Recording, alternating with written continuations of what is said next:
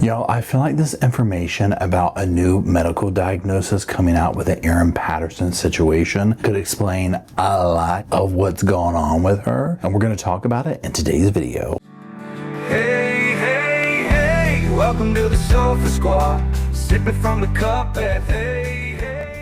Now hold on everybody, let's do a quick sofa sidebar now. Keep in mind, ain't no cop, ain't no doctor, ain't no lawyer, ain't no therapist, ain't none of that fancy credentialed stuff, okay? Only credentials we got up in here is my sass, and this sofa. Now keep in mind also, I'm just giving my opinions on very public information, so do your own research, come to your own opinions, and drop them off in the comment section. And while you're down there, if you do like what you see here at the Sofa Squad, drop a little like, drop a little comment, drop a little share. It helps the channel out immensely. Now let's get edition. Okay y'all, so legit, I had totally forgotten that Wild Grain reached out to me and was like, hey, do you want to work together? 100% yeah. So I get this phone call, right? Matt calls me, he's like, hey, you got this box of stuff, whatever. And I'm like, well, what is it? And he's like, I don't know, it's like all these pastries, chocolate chip cookies. Y'all already know I was like this running errands. So y'all, I was happy to see all of these amazing things right here. Now I'm gonna be going over this amazing stuff that I'm gonna be cooking. I'm gonna cook it throughout the week and kind of report back in a very quick video here of it. Sourdough bread, and y'all, this right here, look at the size of these cookies. Oh, we're laying into these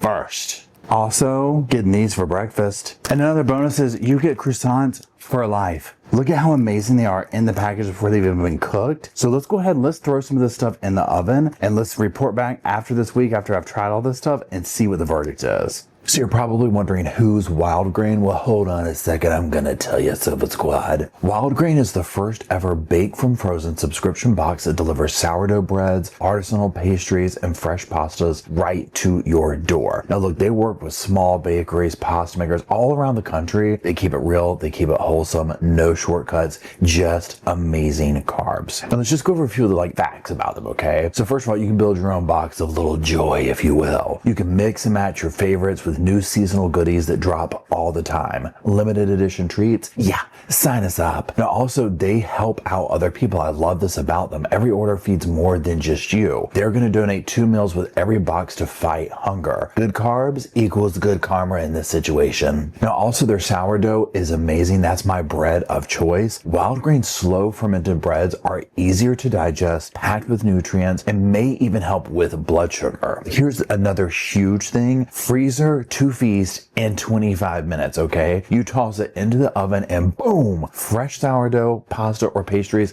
in under half an hour. So look, if you want to check out Wild Grain, be sure to click on the link in my description and use my code Sofa Squad to get $30 off your first box. Plus, you're gonna get free croissants for life. Yo, look at this amazing plate of cookies. Oh my God, y'all, they were so good. Look at that, look at that. There you go, tear it apart. Look at that chocolate. No shame in my game. All in the beard. Yep, we don't have time for napkins with cookies this good. Yo, these were for real amazing. You know what I ended up doing? I told Matt I burnt them, and then I ate all 6 of them in the same sitting. Again, what I love, straight from the freezer, right to the oven, bam, sourdough bread. And look at it. Look at how golden that is, y'all. And here's the thing with this too. Like I said, I love sourdough bread. Y'all, it came out so like that crunchy, kind of soft in the middle, crunchy textures on the outside. Y'all, this was not only beautiful, it was amazing. And remember those free croissants for life I told you about? Yeah, let's talk about those. Let's pop them in the oven. Y'all, look at those buttery golden croissants. These literally melted in your mouth, y'all. Legit, if I have guests over, I'm gonna be like, I stayed up all night and made these, and 100% they would believe you. Y'all, coffee, croissants, the couch, true crime, sign me up. This was like a box of comfort delivered to my front door. Y'all, these things right here, these little ham and cheese croissants, not gonna lie, ate most of them, about half of them myself, after I downed the other croissants. Yo, these things are amazing. Look at that. It tastes like you made it that morning at your house because you did. You know, for one of my after workout lunches one day, I did their Bavarian pretzel buns for a quick little veggie sandwich. You know, I felt like I went international. It was so good. I felt fancy. So 100% y'all, 10 out of 10 would do it again and again. Hello, Sofa Squad, and welcome back to the sofa. That's the sofa. this is Paul. My name is Paul if you're new to the channel. If you're not new to the channel, my name's still Paul. Okay. Now, what we're doing today is we're going to talk about two specific Daily Mail articles that people have been sending me. So we're going to reference both of those. Now, the first that we're going to do is going to talk about this medical diagnosis. And when I read this, I was like, wait a minute. We've seen some of this. We've seen it in other cases. This might be making sense. Now, the second one is more, well, at least to me, it's not as new, but it's a little bit more information about that whole situation of her allegedly or possibly tampering with food at the jail, the whole 9 yards, right? But we'll get to that one secondly. This first one I want to go over also because it goes into some like the legal implications of the crimes that she has been convicted of in Australia, and I just found it to be interesting. So what we'll do is I'll put them on the screen. We'll read through some of the important parts of each, part of the article that I've clipped out, and then we'll talk about it. So you see on the screen here, I'll put the title page up here. Exclusive mushroom murder. Erin Patterson's shocking new medical diagnosis that could see her escape a life sentence behind bars. And this is by Wayne Flower, a Melbourne correspondent, and this was published on July 23rd, 2025 at 10:14 exactly. Thank you. And then you'll see the top little paragraph or sentence here. It just says, Erin Patterson could avoid a life sentence in jail because doctors diagnosed her with a rare psychological condition 2 years ago. Now it says that the Daily Mail Australia has been told that doctors who treated Patterson when she first arrived at the Dame Phyllis Frost Correctional Center after her arrest in November found that she had Munchausen's syndrome. Okay, now we're going to get into that in a second. It's a psychological condition where someone pretends to be ill or deliberately produces symptoms of illness in themselves. So now here's one thing. When you say this word, most of us think of Gypsy Rose, that whole situation, right? That whole case. Munchausen's by proxy. I believe that's what her situation was called. Now this already we know in the article, we'll talk about it more, but I'll just go ahead and say it before I forget, is remember with Erin, she was always coming up with this stuff like, oh, I have elbow cancer. Oh, I have this. Oh, I'm a victim of my own situation. All the things, right? So this to me makes sense. Now, the other component to Erin that with this, I'm like, what makes sense, but what about the by proxy part is the whole aspect of did she really just want to kill everybody at the dinner table? Or was there something more to it than that? I've also heard people speculating some about the situation like with their children and, could the by proxy situation be something, or was that something in the past? Who knows, right? Let's go ahead on to the next screenshot up though. Now it just continues on. It says here, it's done with the intention of assuming the sick role so friends and family will care for them and make them the center of attention. Okay, please, right? This like the whole thing, inviting them over for dinner. I have the cancer. I'm doing this. I'm going to get this done. Well, I didn't want to. So much is based around that. Now, also, if you refer back to the text messages that she was sending out, remember we're having this dinner. It's a medical thing. Now we know at this point that she was inviting them over to kill them basically, right? So, there's that other motive there. The center of attention is what sticks out to me. She seemed to want to do that. And this could also explain how once this popped off and we first were kind of met with Erin, the general public or whatever, and those, let's call it the press conference, right? Her personal press conference in front of a red car at the house where she's like, I love them. I'm heartbroken. That whole little charade she did. I think also she loved that attention. And I think throughout this, she has enjoyed the attention because I think that there's something within her that craves that. So I think it's interesting to now be reading where it's like, yeah, she's been officially diagnosed with something like that. Anyways, let's keep going. So moving on down there, it says the condition could potentially save Patterson from being jailed for the rest of her life as it's cited as a mitigating factor for the murders. Although that outcome is unlikely, they do say. Now, it goes into just talking about, her conviction and whatnot. We won't, we'll kind of glaze over this, whatever.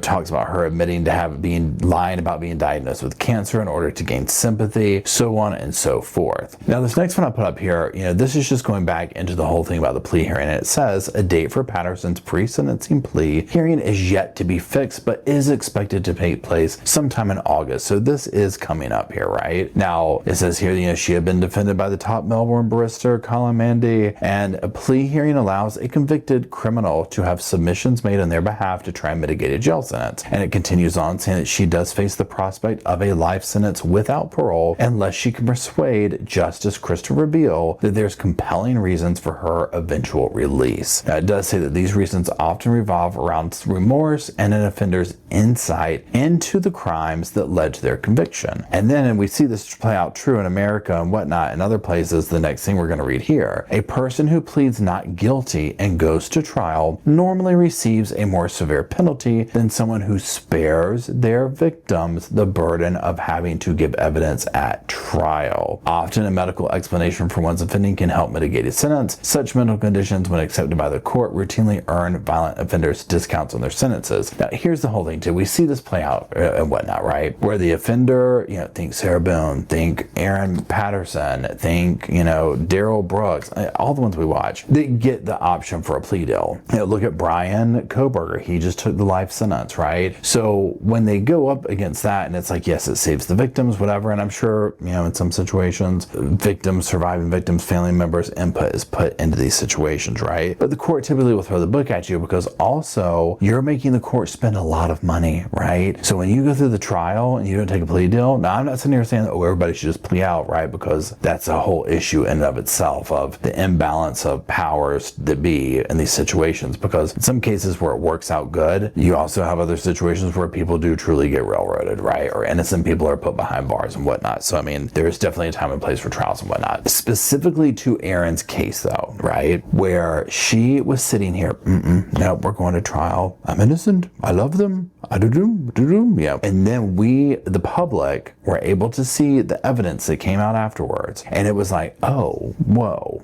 this is very obvious, right? So what this tells me is there's not a resemblance of accountability on her part, of, hey, I did something wrong, any of these things. And I don't think that will go over well. Not, right, like my little thing said, am I a lawyer, am I a doctor? No, okay? I don't know. But just from the sofa speculation zone, I just feel like, that goes at least a little ways. Now, mind you, in these situations, Erin killed 3 people, like in the elder years of their lives, almost a 4th, tried killing her husband numerous times. This is an unwell person, okay? This is not someone that needs to be out on the streets for a very long time. Let's keep going. Now this just continues and it talks about Verdon's principles here at the top. And it says, as they are known under Victoria's Sentencing Act of 1991, this reduces the offender's moral culpability and forces a judge to consider the added hardship jail will have on them. I don't think that's going to be the case with her. They are principles rolled out and relied upon by convicted criminals and their lawyers on a daily basis in Victoria. It remains unclear if Patterson intends to allow herself to be assessed by a forensic psychiatrist before her sentence. Both prison and police sources have suggested that Patterson is unlikely to admit to any form of mental illness or change her story at plea in an effort to save her skin. And then this goes on to say here, Major, she's a narcissist, one source said. She loves the attention and I doubt she'll be falling on her sword now and making any kind of admissions. She's locked up in solitary confinement for her own safety, spends almost 24 hours a day alone. Prison sources have since poured cold water on early reports that suggested she'd been working in the prison kitchen. You keep this in mind. She's not working anywhere, and she sure as heck isn't working in the prison kitchen. She gets all her food brought into her. She's not going anywhere anytime soon, a source said. Now we're going to read a separate article about that. And just to segue off here, a couple of things. Let's start in the middle of the article with this. She's a narcissist. She won't admit to any of this. I don't see her doing that. Look at, do you think Sarah Boone was going to stand up at the end and be like, Judge, I just want to go ahead and let you and the public and my adoring fans all know that actually I am sorry for what I've done to old George and, well, that suitcase too. And I'd like to apologize, and I'm sorry for wasting all this money and time over the last 30 years we've been doing this. But, if you could just spare me a little bit. We didn't see that at all. She gaslit everybody, the public, the court, the judge, and I think she blamed everybody else again except for herself, right? I don't know if, what's her name, Erin would speak or do anything like that at her sentencing, but I really don't think she would just randomly admit any kind of wrongdoing. And like this person said, I think that she likes this attention. I think she gets off on it in a way that a narcissist enjoys this kind of stuff. The frustrating thing with the narcissists who do stuff like this is it's like you would think they wouldn't like this kind of attention, but it's almost like, what's that saying? Any like negative attention is attention or whatever. whatever. So it's like they're still getting attention, even though it's like infamy or bad, right? She is the center of attention. She is hearing her name being called, as you know, Olivia said in the the victim impact statements to Brian. You know, this is the most attention Erin Patterson's ever had in her life, and I can assure you she loves it. She might not act like it. She might get flustered with it in front of her car, doing little press releases about the victims, but trust me, there's a level of this that she is definitely enjoying. Now, the article continues and kind of finishes itself out, and they're talking to a high-profile Melbourne lawyer who says that Patterson still faced significant challenges to earn her discounted sentence. And they quote, mitigating factors are detailed about the offender and their offense that tend to reduce the severity of their sentence. For example, the offender's previous good character, the likely effects of prison on the offender, for example. If the offender has a medical condition that would be hard to manage in prison, courts can consider the factors of an offender's mental health. Generally speaking, ill health will be a factor tending to mitigate punishment only when it appears that imprisonment will be a greater burden on the offender by reason of their state of health, or when there is a serious risk of imprisonment having a gravely adverse effect on the offender's health. Sentencing individuals with Munchausen syndrome or fictitious disorder is a difficult exercise because the condition is complex. Sentencing decisions consider the offender's potential for rehabilitation. While it's not a recognized medical diagnosis, the key point, the courts acknowledge the underlying personality disorder and its impact on behavior when determining appropriate sentences. Also, protective custody is normally mitigating if evidence shows conditions are harsh. You know, her sentencing is at a date to be later determined. So on that one, I mean, do I think the judge is gonna, like, you know, taper it down some? I doubt it. And I think I saw a thing where it's like she could be looking at 30 some years of, I forget how they worded it, but it was almost like, and I'm gonna make these numbers up now, 30 years, and then after that the parole option comes up or whatever. Remember, Erin's what, in like her 40s or something like that, or 50, or I mean, she's, you know, I think she's like about my age. I'm 47. What I'm getting at is, with the math that they were doing, was like she's going to be in her 80s before she can even attempt to get out, right? I mean, here's the thing. She killed 3 people, almost one, you know, tried her husband, whatever. I don't know what the Australian prison system is like. I don't know if the Australian, and I'd be curious for Australian watchers if you know, like, typically what the vibe is. And I'll just put it this way. You know how you'll see, like, you'll watch documentaries and whatnot, if you do, on prison systems in other countries and whatnot, and some other countries will be truly focused on rehabilitating the prisoner and the inmate, especially if it's a shorter sentence where you know they're going to go back out there. And then you compare it to, like, say, America, where there might be some prisons like that, but for the most part, prison system in America is about punishment, and rehabilitation really isn't that much of a thing. I'm sure there are, you know, some places it could be, but in general, it's more or less like a punishment, right? With the frame of mind of being like, yeah, we're not really thinking about them getting back out, you know? So I'm curious if it's this way there, because again, like with Erin's situation, and you heard the doctor, you know, the doctor was called the flag for basically saying like, she's a crazy bee and she's guilty, and I knew she was guilty when she came in the emergency room. You know, he was like, I think she probably already climbed the hierarchy at prison, you know, at jail, done what she's had to do. I could see her doing that. I think Erin, for me, learning about her in this case was tricky because she seems so kind of like you know, type thing, but I think she's way smarter than that. I mean, you know, maybe not when it comes to crime, okay? But I think she's very manipulative, much smarter than she lets on, and a lot of emotional issues, right? So I think she's gonna do just fine in prison. Now, because this is so notorious, and again, I don't know how crimes like this go over, like in a female prison in Australia. I don't know how they would go over here in America. But I do know that the notoriety of her, like, pretend like they don't have a problem, not that somebody doesn't have a problem, but like the crime she committed isn't getting up there with like doing something to kids or stuff like that. So they're like, we're not gonna wanna harm you over the crime you did, but her infamy could bring that with it. And then too, she could be the one doing the exploiting of other people. I think she would probably be fitting right in and playing that game. Now, remember how they said in here where they were like, you know, they allegedly talked to a source from the prison that's like, no, she ain't working up in the jail kitchen. She ain't doing none of that. We won't let her be doing that. Well, let's read this other article from Daily Mail where they allegedly talked to another source about that. It says, Erin Patterson is accused of tampering with prison food that made an inmate sick while waiting for the trial to begin. Had job in the Dame Phyllis Frost Jail kitchen. They do kitchen all a big bowl. revealed. And then this is by Paul Shapiro for Daily Mail Australia and Cameron Carpenter and AAP. Now this is from July 7th, an updated July 7th as well. Okay, so it starts off here at the top saying that Erin Patterson's accused of tampering with prison food after she was given a job in the jailhouse kitchen while waiting to stand trial. News of the allegation leveled by an inmate housed in the same unit as Patterson at Melbourne's Dame Phyllis Frost Center was only revealed on Monday after she was found guilty of 3 counts of murder and 1 of attempted murder by a Victorian Supreme Court jury. Patterson was found guilty, and it just goes into the,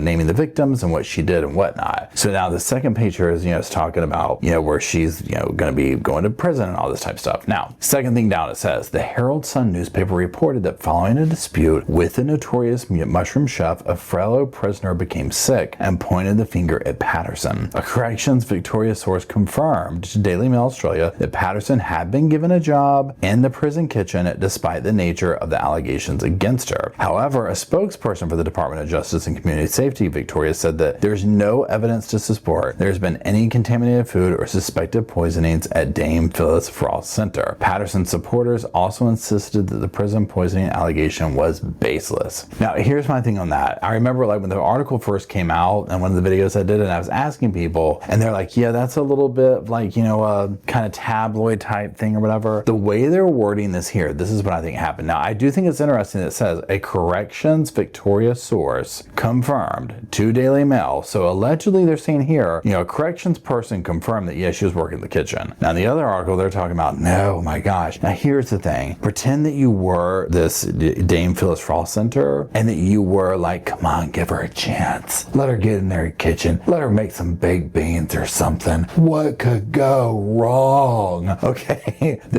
You would have to cover your tracks on that because it's so insanely stupid to be like, you let her work where? Okay. It's unbelievable, right? Now, here's what I think could have also happened. This is what I think probably took place. Pretend they let her work there. Okay. Even if they were just all she's allowed to do, put a napkin on every tray. That's her job. Just let her do it. Wind her up and let her go. Okay. So say another inmate was mad or whatever, or they didn't feel good, or maybe they got something. Well, of course they're going to sit here and be like, Erin poisoned me, right? Even if it's just for a joke. Now, also when this popped off, that reporters were probably blowing up people trying to get to different people. So somebody could have traded that story for a honey bun. Somebody could have totally been like, well, look, I got some tea.